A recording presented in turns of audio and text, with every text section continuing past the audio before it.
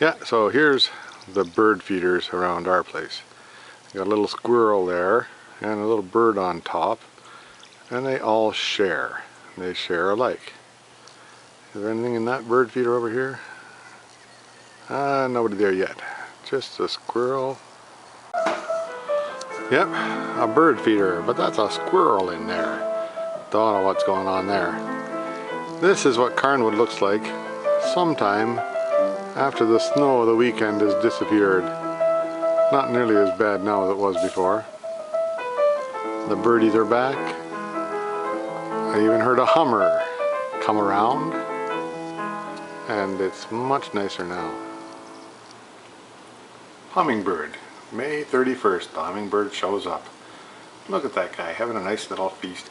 I'll bet he's hungry because it's colder than shit here, and hummingbirds need a lot of food.